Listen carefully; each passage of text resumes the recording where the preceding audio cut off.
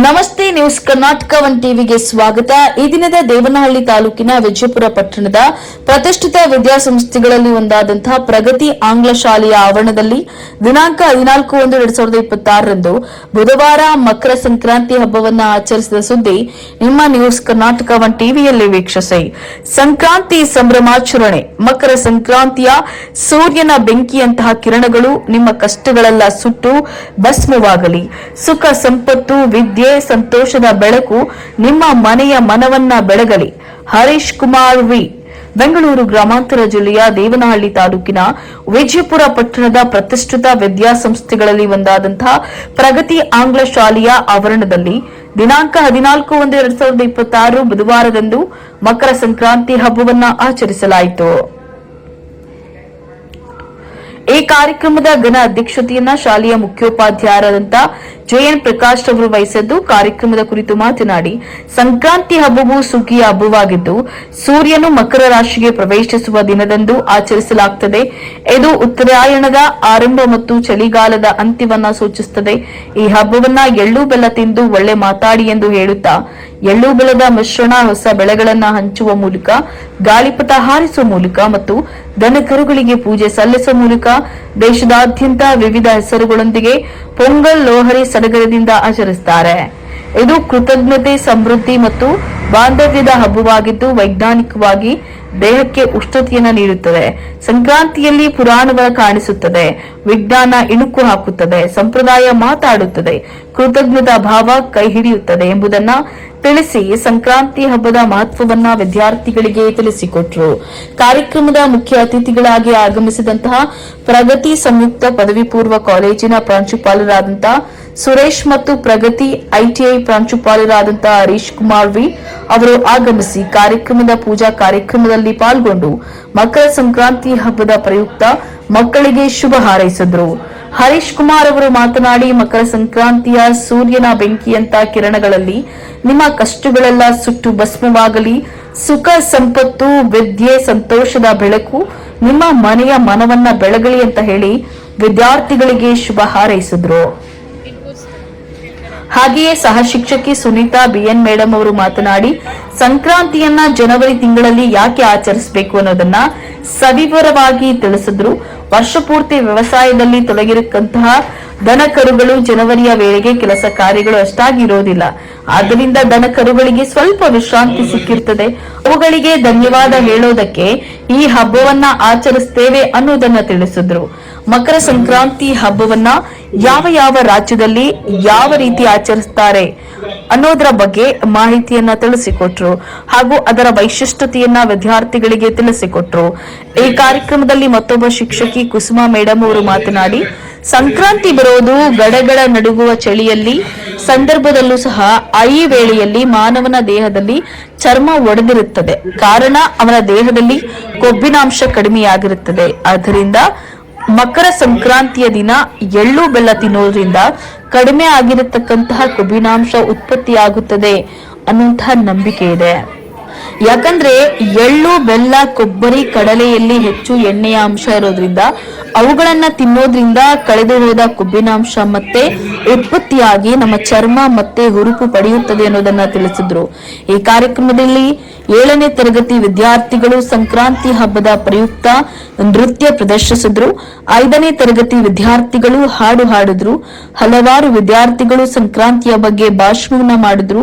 ಹಲವಾರು ವಿದ್ಯಾರ್ಥಿಗಳು ಭರಾಟೆಗಳನ್ನ ತಿರುಗಿಸಿದ್ರು, ಗಾಳಿಪಟಗಳನ್ನ ಹಾರಿಸಿದ್ರು, ಗೋಮಾತೆಯನ್ನ ಅಂದ್ರೆ ಹಸುವನ್ನ ಬೆಂಕಿ ಮೇಲೆ ಕಿಚ್ಚು ಹಾಯಿಸಿ ಜಿಗಿಸಿದ್ರು. ಹಾಗೆ ಎಲ್ಲ ವಿದ್ಯಾರ್ಥಿಗಳಿಗೆ ಎಳ್ಳು ಬೆಲ್ಲವನ್ನ ಕೊಟ್ಟು ಒಳ್ಳೆಯ ಮಾತುಗಳನ್ನ ಹಾಡಿ ಅಂತ ಹೇಳಿ ಶುಭ ಹಾರೈಸಿದ್ರು. ಈ ಕಾರ್ಯಕ್ರಮದಲ್ಲಿ ಶಾಲೆಯ ಎಲ್ಲ ಶಿಕ್ಷಕ ವೃಂದದವರು ಮತ್ತು ವಿದ್ಯಾರ್ಥಿಗಳು ಭಾರತೀಯ ಸಂಸ್ಕೃತಿಯನ್ನ ಹೋಲುವಂತಹ ವಿವಿಧ ಬಣ್ಣದ ಉಡುಗೆ ತೊಡುಗೆ ತೊಟ್ಟು ಉತ್ಸಾಹದಿಂದ ಈ ಕಾರ್ಯಕ್ರಮದಲ್ಲಿ ಭಾಗವಹಿಸಿದ್ರು.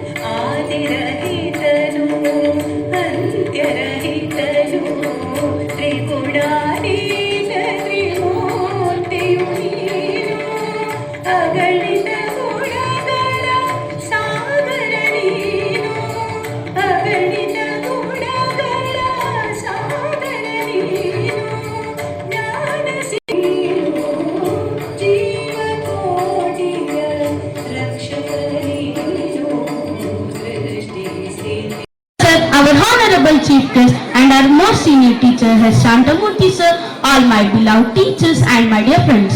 A very good morning to one and all. Today I am going to speak about Makara Sankranti, a joyful harvest festival celebrated with great enthusiasm in Karnataka. Sankranti marks the time when the sun moves into Makara, that is Capricorn zodiac, and it also celebrates the harvest season. Farmers thank for good crop and trade prosperity. ಎಂದು ದಯಪಾಲಿಸಲಿ, ಉದಯ ರವಿಯ ಬೆಳಕಿನ ಚಿಲುಮೆಯಂತೆ ನಿಮ್ಮ ಬಾಳು ಸಮೃದ್ಧಿ ಹೊಂದಲಿ ಎಂದು ಆಶಿಸುತ್ತಾ ಈ ಕಾರ್ಯಕ್ರಮದಲ್ಲಿ ನೆರೆದಿರುವ ಎಲ್ಲರಿಗೂ ವರ್ಷದ ಮೊದಲನೆಯ ಹಬ್ಬವಾದ ಮಕರ ಸಂಕ್ರಾಂತಿ ಹಬ್ಬದ ಶುಭಾಶಯಗಳು. ಪ್ರತಿ ವರ್ಷ ಮಕರ ಸಂಕ್ರಾಂತಿ ನಗುತ್ತಾಳೆ ನಮ್ಮಮ್ಮ ನಮ್ಮಮ್ಮ ನಮ್ಮಮ್ಮ ನಮ್ಮಮ್ಮ ಭೂಮಿ ತಾಯಮ್ಮ ಭೂಮಿ ತಾಯಮ್ಮ ನಮ್ಮಮ್ಮ ನಮ್ಮಮ್ಮ ನಮ್ಮಮ್ಮ ನಮ್ಮಮ್ಮ ಭೂಮಿ ತಾಯಮ್ಮ ಭೂಮಿ ತಾಯಮ್ಮ ಈ ಸುಗ್ಗಿ ತಂದವಳಾರಮ್ಮ ನಮ್ಮಮ್ಮ ನಮ್ಮಮ್ಮ ಈ ಹುಗ್ಗಿ ತಂದವಳಾರಮ್ಮ ಭೂಮಿ ತಾಯಮ್ಮ ಈ ಅಂಬರಿ ತಂದವಳಾರಮ್ಮ ನಮ್ಮಮ್ಮ ನಮ್ಮಮ್ಮ ಈ ಹೋಪುಳಿ ತಂದವಳಾರಮ್ಮ ಭೂಮಿ ತಾಯಮ್ಮ ಒಂದು ನೆಲ್ಲು ಚೆಲ್ಲಿದರೆ ರಾಶಿ ಮಾಡುವ ಇವರದೇನ ಕರುಣೆ ಪ್ರೀತಿಯೋ ನಮ್ಮಮ್ಮ ನಮ್ಮಮ್ಮ ನಮ್ಮಮ್ಮ ನಮ್ಮಮ್ಮ ಭೂಮಿ ತಾಯಮ್ಮ ಭೂಮಿ ತಾಯಮ್ಮ. ಈ ಸಂಕ್ರಾಂತಿ ಹಬ್ಬವನ್ನ ಆಚರಣೆ ಮಾಡ್ತಾ ಇದ್ದೀವಿ. ಈ ಹಬ್ಬದ ಪೌರಾಣಿಕ ಹಿನ್ನೆಲೆ ಹಾಗೂ ಆಚರಣೆಯ ಬಗ್ಗೆ ನಾನು ನಿಮ್ಗೆ ಕೆಲವು ಮಾಹಿತಿಗಳನ್ನ ತಿಳಿಸ್ಕೊಡ್ತೀನಿ. ಮಕ್ಕಳೇ, ನಿಮ್ಗೆಲ್ಲರಿಗೂ ಗೊತ್ತಿರೋ ಹಾಗೆ ಒಂದು ವರ್ಷಕ್ಕೆ 12 ತಿಂಗಳು. ಇದನ್ನ 2 ಭಾಗವಾಗಿ ಮಾಡಿರೋರು, ಒಂದು ದಕ್ಷಿಣಾಯನ ಕಾಲ, ಮತ್ತೊಂದು ಉತ್ತರಾಯಣ ಕಾಲ. ಹಾಗೇನೆ 12 ರಾಶಿಗಳು ಸಹ ಇರುವವು. ಸೂರ್ಯ ದೇವನು ಒಂದು ರಾಶಿಯಿಂದ ಮತ್ತೊಂದು ರಾಶಿಗೆ ಪ್ರವೇಶ ಮಾಡೋದನ್ನ ಸಂಕ್ರಾಂತಿ ಅಂತ ಕರೀತಾರೆ. ಹಾಗೆ ಸೂರ್ಯ ದೇವ ಪ್ರತಿಯೊಂದು ರಾಶಿಗೂ ಪ್ರವೇಶ ಮಾಡಿ 1 ತಿಂಗಳ ಕಾಲ ಅದೇ ರಾಶಿಯಲ್ಲಿ ವಾಸ ಮಾಡ್ತಾ ಇರ್ತಾರೆ. ಹಾಗಾಗಿ ಒಂದು ವರ್ಷಕ್ಕೆ 12 ಸಂಕ್ರಾಂತಿಗಳು ಇರುತ್ತವೆ. ಆದ್ರೆ ಇದರಲ್ಲಿ ಕರ್ಕಾಟಕ ಸಂಕ್ರಾಂತಿ ಮತ್ತು ಮಕರ ಸಂಕ್ರಾಂತಿ ತುಂಬಾ ವಿಶೇಷವಾದವು. ಸೂರ್ಯ ದೇವನಿಗೆ 2 ಹೆಂಡತಿರು. ಮೊದಲನೇ ಹೆಂಡತಿ ಸಂಜ್ಞಾದೇವಿ. ಇವರಿಗೆ ಯಮಧರ್ಮರಾಯ ಮತ್ತೆ ಯಮುನಾ ದೇವಿ ಅಂತ 2 ಮಕ್ಳಿರ್ತಾರೆ. ಇವರು ನೋಡೋದಕ್ಕೆ ತುಂಬಾ ಸುಂದರವಾಗಿರ್ತಾರೆ. ಎರಡನೇ ಹೆಂಡತಿ ಛಾಯಾದೇವಿ. ಇವರಿಗೆ ಶನಿ ಮಹಾದೇವ ಅಂತ ಒಬ್ಬ ಮಗ ಇರ್ತಾರೆ. ಅವರು ನೋಡೋದಕ್ಕೆ ತುಂಬಾ ಕಪ್ಪಾಗಿರ್ತಾರೆ. ಆದ್ರೆ ಸೂರ್ಯ ದೇವ ತನ್ನ ಮೊದಲನೇ ಹೆಂಡತಿ ಮಕ್ಕಳು ತುಂಬಾ ಚೆನ್ನಾಗಿದ್ದಾರೆ ಅಂತ ಅವ್ರನ್ನ ತುಂಬಾ ಪ್ರೀತಿ ಮಾಡ್ತಾ ಇರ್ತಾರೆ. ಶನಿ ಮಹಾದೇವ ನೋಡೋದಕ್ಕೆ ಚೆನ್ನಾಗಿಲ್ಲ ಅಂತ ಅವ್ರ ಮೇಲೆ ಅಸಡ್ಡೆ ತೋರ್ತಾ ಇರ್ತಾರೆ. ಇದರಿಂದ ಕೋಪಗೊಂಡ ಶನಿ ದೇವರು ತನ್ನ ತಾಯಿ ಛಾಯಾದೇವಿಯನ್ನ ಕರ್ಕೊಂಡು ಮಕರ ರಾಶಿಯಲ್ಲಿ ವಾಸ ಮಾಡ್ತಾ ಇರ್ತಾರೆ.